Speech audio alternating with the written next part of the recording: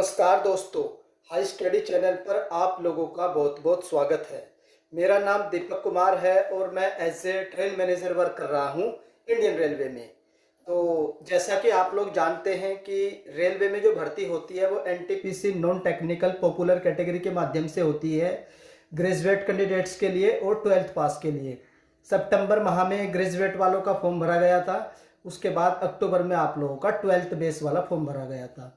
उसके बाद से आप लोग इंतज़ार कर रहे हैं, वेट कर रहे हैं कि सर इसका एग्ज़ाम कब तक होगा। फॉर्म तो हम लोगों ने भर दिया, लेकिन एग्ज़ाम डेट के रिगार्डिंग अभी तक भी कोई भी अपडेट नहीं है। तो जैसा कि आप लोग जानते हैं कि रेलवे ऑलरेडी 4 एग्ज़ाम कंडक्ट करवा चुका है। एएलपी का एग्ज़ाम कंडक्ट करवाया, उसके बाद आरपीएफ एसआई का कंडक्ट करवाया, टेक्नीशियन ग्रेड 3 का करवाया और टेक्नीशियन ग्रेड 1 का। तो टोटल 4 एग्ज़ाम आप लोगों के सक्सेसफुली कंडक्ट करवा लिए गए हैं पिछले 2 महीने में, नवंबर और दिसंबर में। लास्ट एग्ज़ाम आपका हुआ था 30 दिसंबर 2024 को।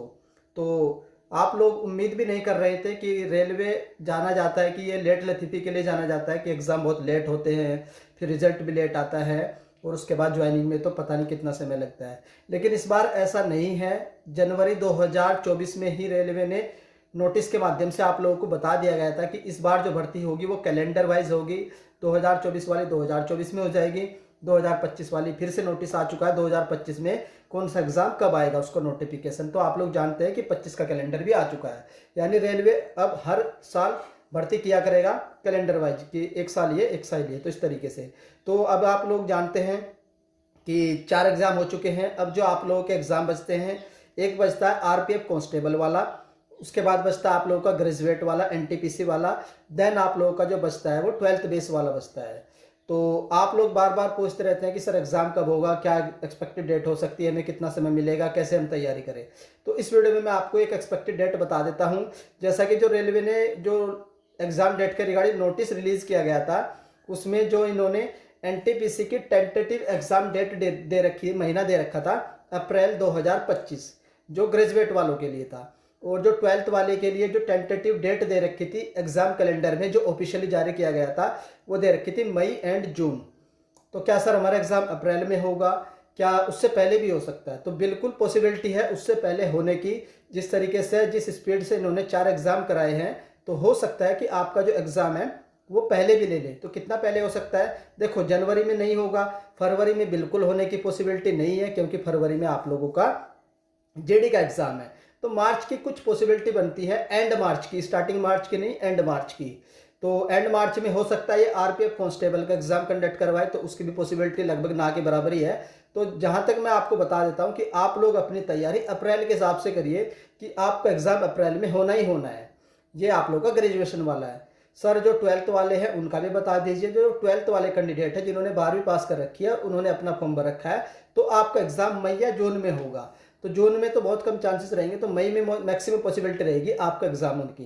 तो जो ग्रेजुएट वाले वो अप्रैल में मान करके चलिए उनका एग्जाम होगा, और जो अंडर ग्रेजुएट वाले हैं 12th वाले, उनका एग्जाम आप लोग मई में मान करके चलिएगा। आज 8 जनवरी हो चुकी है, लगभग 10 दिन जनवरी के जा चुके हैं। तो 20 दिन आप लोगों के पास जनवरी के हैं, पूरा महीना फरवरी का और पूरा महीना मार्च का। तो 2.5 महीने हैं आप लोगों के पास अपनी तैयारी को करने के लिए। तो 2.5 महीने में आपकी तैयारी बिल्कुल बढ़िया हो सकती है। जिनका बैकग्राउंड बढ़िया है, अगर वो स्टार्टिंग से भी करेंगे तो भी कर सकते हैं। एग्जाम पैटर्न आप लोग जानते ही हैं। प्री में 100 नंबर का पेपर होता है, मेंस में 120 नंबर का होता है। जो पहला पेपर होता है उसमें 30 और 30 60 और 40 की जीके आती है, 30 की मैथ, 30 की रीजनिंग आती है, 1/3 की नेगेटिव मार्किंग रहती है और 1.5 घंटे का समय रहता है।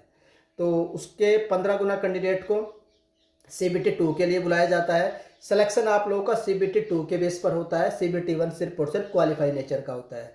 CBT 2 में आप लोगों के 120 क्वेश्चन पूछे जाते हैं, और आप लोगों के 35 मैथ, 35 रीजनिंग और 70 हो गया, 50 नंबर की आप लोगों की जनरल अवेयरनेस पूछी जाती है। तो टोटल 120 क्वेश्चन, वहाँ पर भी आप लोगों की 1/3 की नेगेटिव मार्किंग रहेगी। सिलेक्शन आप लोगों का CBT 2 के बेस पर होगा। जो टाइपिंग वाले हैं उनकी टाइपिंग की अलग कट ऑफ लगेगी, जो स्टेशन मास्टर वाले, साइको वाले, उनकी कट ऑफ अलग लगेगी, और जो गुड्स गार्ड है आप लोगों का, जिसके पद पर मैं कार्यरत हूँ, इसकी जो डायरेक्ट मेरिट लगेगी आप लोगों की CBT 2 के बेस पर। और उस तरीके से आप लोग अपनी तैयारी को करते रहिए। सिर्फ एक चांस मिलेगा आप लोगों को रेलवे में जॉब पाने का, वो रहेगा CBT 2। तो जम करके तैयारी करिए और स्ट्रैटेजी वाली वीडियो अवेलेबल है हाई स्टडी पर। मैथ की अलग से बना रखी है, रीजनिंग की अलग से बना रखी है, जीके की अलग से बना रखी है। तो तीनों की स्ट्रैटेजी बना रखी है। अगर आप लोग पेड ग्रुप से भी जुड़ना चाहते हैं तो मैंने पेड ग्रुप भी बना रखा आप लोगों का। तो पेड ग्रुप का लिंक मैं आप लोगों को दे दूंगा, और एक नंबर मैं आपको बता देता हूँ, 7409781828।